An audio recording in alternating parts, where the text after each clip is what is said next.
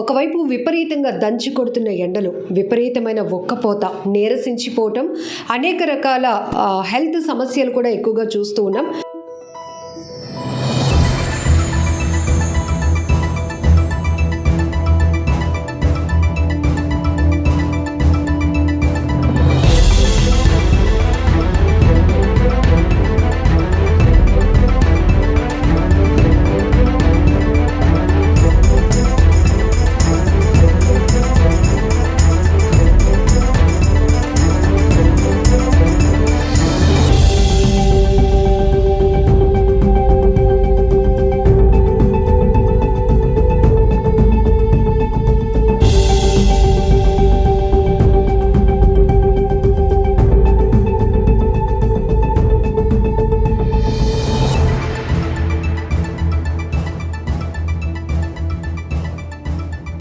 ఇప్పటికే ప్రభుత్వం ఎక్కడికక్కడే అత్యవసరమైతే తప్ప ఈ సమయాల్లో తప్ప మీరు బయటకు రావద్దు అని హెచ్చరిస్తూనే ఉంది. అయినా కూడా రెగ్యులర్గా మన లైఫ్ స్టైల్లో ఖచ్చితంగా బయటకు వచ్చి పని చేయకపోతే రోజులు గడవవు. బట్ ఇలాంటి సమయంలో ఎలాంటి ప్రికాషన్స్ తీసుకుంటే కాస్త ఎండ నుంచి మనం ఉపశమనం పొందగలుగుతాం, మన ఆరోగ్యాన్ని కాపాడుకోగలుగుతాం అనేది చాలా ఇంపార్టెంట్.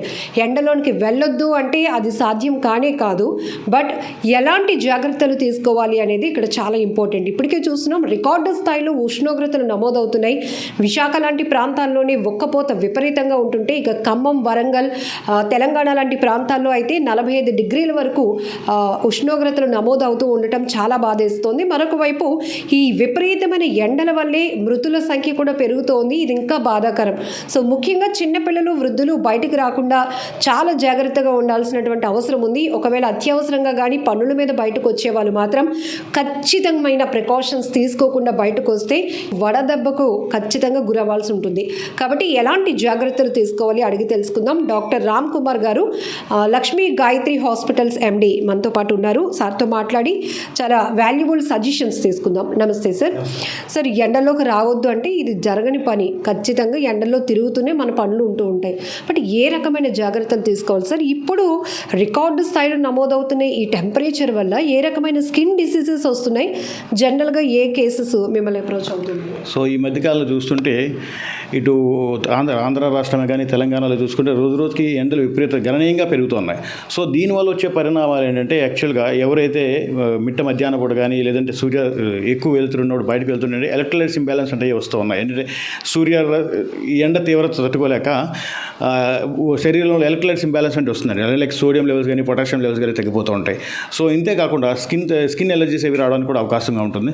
అందుకే ముఖ్యంగా మేము ఇచ్చే సూచనలు ఏంటంటే ఎవరైతే బయటకు వెళ్తున్నారో అవకాశం ఉన్నంత వరకు కూడా ఉదయం 8 లోపల ఎటువంటి కార్యక్రమాలు ఉన్నా కూడా, అలానే ఈవినింగ్ 5 తర్వాత ఏమైనా కార్యక్రమాలు ఉంటే పెట్టుకోండి. ఇంకొకటి ముఖ్యమైన ఇంపార్టెంట్ విషయం ఏంటంటే ఏదైనా మీరు బయటకు వెళ్తున్నప్పుడైతే కంపల్సరీగా అవకాశం ఉన్నంత వరకు లైట్ కలర్ దుస్తులు మాత్రమే ధరించండి.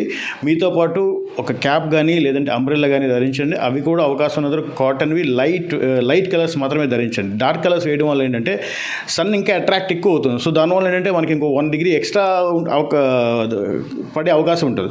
సో దయచేసి చాలా జాగ్రత్తలు వహించాలి. ఇంతే కాకుండా సహజంగా మనం బయటకు వెళ్తున్నాడు ఏం చేస్తున్నాం బాడీ డీహైడ్రేట్ అవుతుందని చెప్పి బయట మనం ఎక్కడ పెడితే అక్కడ జ్యూస్లు అయితే అవుతున్నాం.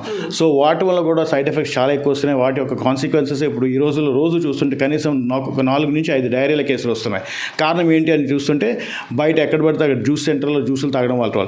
సో ఇక్కడ యాక్చువల్లీ జ్యూస్ సెంటర్లో జ్యూసెస్ తాగిన ఆల్మోస్ట్ 90% అన్నీ కూడా కుళ్ళిపోయిన ఫ్రూట్స్తోనే చేస్తున్నారు. దయచేసి మీరు బయటకు వెళ్తున్నాడు అవకాశం ఉన్నంత వరకు కూడా మీరు ఇంటి దగ్గర నుంచి తీసుకుని వాటర్ కానీ లేదంటే బటర్ మిల్క్ కానీ గ్లూకోజ్ కానీ కోకోనట్ వాటర్ కానీ ఏవైనా మీతో పాటు క్యారీ చేయండి. లేదు అవకాశం లేదు అనుకున్నప్పుడు బయట 100% బయట కొబ్బరి బొండాలు దొరుకుతున్నాయి, చక్కగా తీసుకోవచ్చు. లేదంటే ఎలక్ట్రాల్ సాచెస్ తీసుకోండి, ఎలక్ట్రాల్ ఓఆర్ఎస్ ప్యాకెట్స్ దొరుకుతున్నాయి. లేదనుకుంటే బ్రాండెడ్ వాటర్ బాటిల్స్ మాత్రమే తీసుకోండి దయచేసి. ఆహార నియమాలు కూడా ఏంటంటే బయట అవకాశం ఉన్నంత వరకు కూడా అవుట్ సైడ్ బయట జంక్ ఫుడ్స్ కూడా అవాయిడ్ చేయండి. ఎందుకంటే ఎండ తీవ్రత ఎక్కువగా ఉండడం వల్ల ఏంటంటే ఫుడ్ కూడా తొందరగా పాడైపోయే అవకాశం ఉంటుంది. ఈ రోడ్ సైడ్ స్ట్రీట్ వెండర్స్ ఏవైతే మెయింటైన్ చేస్తారో ఆ స్టాండర్డ్స్ మెయింటైన్ చేయరు కాబట్టి తొందరగా ఫుడ్ పాయిజన్ అవడానికి అవకాశం ఉంటుంది.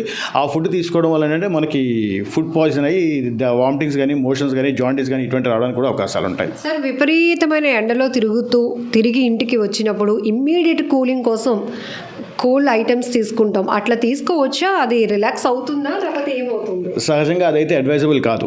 సో మేము మా పేషెంట్స్కి అడ్వైస్ చేసేది ఏంటంటే మీరు బయట నుంచి వచ్చిన వెంటనే ఒక్కసారిగా చిల్డ్ వాటర్ అయితే తాకండి. దాని ద్వారా ఏంటంటే మనకి థ్రోట్ ఇన్ఫెక్షన్స్ అయ్యి రావడానికి అవకాశాలు ఎక్కువగా ఉంటాయి. సో బయట నుంచి వచ్చిన తర్వాత ఏంటంటే నార్మల్ వాటర్ తీసుకున్న తర్వాత కొంచెం అడ్జస్ట్ అయిన తర్వాత నార్మల్ చిల్డ్ వాటర్ మీరు రెగ్యులర్గా ఏదైతే తీసుకుంటారో అది తీసుకోండి. కానీ వాట్ ఎవర్ ఏది ఏమైనా కూడా ఎక్స్ట్రీమ్ చిల్డ్ వాటర్ అనేది not at all advisable. Sir, regular food హ్యాబిట్స్కి ఇప్పుడు ఈ హాట్ వెదర్లో ఎట్లాంటి కేర్ తీసుకోవాలి అంటారు? ఏవి అవాయిడ్ చేయాలి? ఇప్పుడున్న సిచ్యువేషన్లో డీహైడ్రేట్ అవ్వడానికి అవకాశం ఎక్కువ ఉంటుంది కాబట్టి అవకాశం ఉన్నంత వరకు కూడా లిక్విడ్ డైట్స్, ఎంత ఎక్కువ లిక్విడ్స్ తీసుకుంటే అంత మంచిది. ముఖ్యంగా ఎల్డర్లీ పీపుల్ అనుకుంటే కంపల్సరీగా ఏంటంటే సాలిడ్ డైట్ తీసుకోకపోయినా పర్వాలేదు, అవకాశం ఉన్నంత వరకు కూడా మేము ఏం చెప్తున్నాం అంటే బటర్ మిల్క్ కానీ, బార్లీ కానీ, గ్లూకోజ్ కానీ, అట్లీస్ట్ గంజి with little bit of added salt, కొంచెం చిటికు రెగ్యులర్గా వేసుకునే దానికంటే ఒక చిటికెడు ఉప్పు, అంటే హై బీపీ అది లేని వాళ్ళు కానీ, కిడ్నీ ప్రాబ్లమ్స్ లేని వాళ్ళు, అటువంటి వాళ్ళు ఏంటంటే ఒక little bit of added salt వేసుకుంటే కూడా ఈ వడగాలిపులకి ఏంటంటే మన ఒంట్లో ఉన్న స్వెట్టింగ్ రూపంలో మన సోడియం లెవెల్స్ అవి డౌన్ అయిపోతుంటాయి. సో అవి మనం అధిగమించడానికి ఇవన్నీ మనం జాగ్రత్తగా లిక్విడ్స్ అవి తీసుకుంటే మాత్రం ప్రాబ్లమ్స్ ఏమీ రాకుండా ఉంటుంది. సరే, ఎండలో తిరిగి వచ్చినాక ఒక్కసారిగా నీరసించిపోయినట్టు, హెడేక్ వస్తున్నట్టు, వామిటింగ్ సెన్స్ ఫీల్ అవుతున్నట్టు అనిపిస్తుంటుంది. ఎందుకు ఆ టైప్ ఆఫ్ సిమ్టమ్స్ ఉన్నప్పుడు ఇమీడియట్గా ఏం చేయాలి? సో యూజువల్గా ఎప్పుడైతే ఎలక్ట్రోలైట్స్ ఇంబ్యాలెన్స్మెంట్ వచ్చింది అన్నదే ఆ ప్రధానమైన సిమ్టమ్ ఏంటంటే అపిటైట్ తగ్గిపోవడము, వికారంగా ఉండడం, వామిటింగ్స్ అవ్వడం కానీ, వామిటింగ్ సెన్సేషన్ కానీ, అదే శృతి మించి ఎక్కువ సోడియం లెవెల్స్ బాగా తగ్గిపోతే మాత్రం పరాకు మాటలు రావడం, ఇటువంటి లక్షణాలు ఉంటూ ఉంటాయి. సో అందుకనే ప్రతి ఒక్కరు కూడా అవకాశం ఉన్నంత వరకు లిక్విడ్ ఫామ్స్ ఎక్కువ తీసుకోండి. ఎలక్ట్రోలైట్స్ ఇంబ్యాలెన్స్మెంట్ని అది మనం కరెక్ట్ చేసుకుంటూ ఉండండి. ఎప్పటికప్పుడు రెగ్యులర్గా ఏ ప్రాబ్లమ్స్ రావండి. సార్, ఇంత హై టెంపరేచర్ నేరుగా మన స్కిన్కి టచ్ అవుతుంది బయట వెళ్ళినప్పుడు. సో ఎక్స్టర్నల్గా కూడా ఏ రకమైన ప్రికాషన్స్ ఉండాలి అంటారు? అవకాశం ఉన్నందుకు ఫుల్ బాడీ కవర్ చేసుకుంటే మంచిది. లైట్ కలర్ డ్రెస్సెస్ మాత్రమే వేయండి, కాటన్ డ్రెస్సెస్ వేయండి.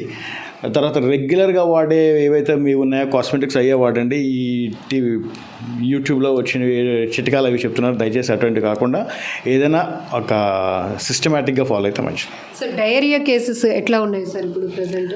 డయేరియా కూడా ఎక్కువగా ఉన్నదండి. సో ఆల్మోస్ట్ రోజుకి 4 నుంచి 5 కేసెస్ పైనే వస్తున్నాయి డయేరియా. కారణం కూడా ఏంటంటే ప్రధానంగా ఈ బయట ఫుడ్స్ తీసుకోవడం వల్ల కానీ, లేదంటే ఈ జ్యూసెస్ వల్లే వస్తున్నాయి. 99% అయ్యే కారణం అవుతుంది. మీరు చెప్పినట్టు ఇంట్లో తయారు చేసుకున్న జ్యూస్ అనేది ప్రిఫరబుల్, కానీ బయట వాళ్ళు యూస్ చేసే ఐస్ కూడా అంత హైజీన్ కాదు. ఇట్లాంటి చాలా చూస్తున్నాం కదా. బయట వాళ్ళు వాడే ఐస్ మంచిది కాదు మేడం. అలానే ఫ్రూట్స్ కూడా వాడు అవకాశం మ్యాక్సిమం అన్నీ ఏంటంటే అన్నీ కుళ్ళిపోయిన ఫ్రూట్స్తోనే చేస్తున్నారు వాళ్ళు.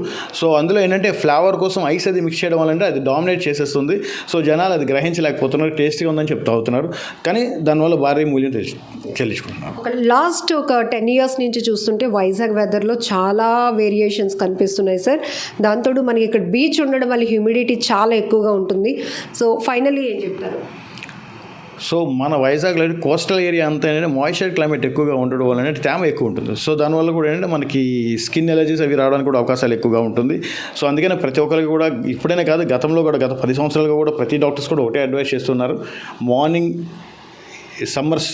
హాట్ సమ్మర్లో మాత్రం మార్నింగ్ 8 నుంచి ఈవినింగ్ 4-5 వరకు కూడా అవకాశం ఉన్నందుకు బయటికి ఎవరు వెళ్ళరాదు.